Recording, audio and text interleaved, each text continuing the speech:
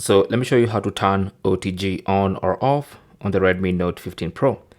So generally, if you connect a USB-C device or any USB device to the Type-C port of your phone, once it gets recognized, your phone will automatically enable OTG, and then when you unplug and it stays idle for 10 minutes, it's going to automatically turn off. But if you've plugged in a device and it's still not getting recognized, you can go into settings, and then under settings, you want to scroll down to additional settings, tap on that, and then if you scroll down, you should see OTG, tap on that, and then you enable this, and maybe that USB device you're trying to connect is gonna get recognized. Now it says this feature allows you to connect and power Type-C devices.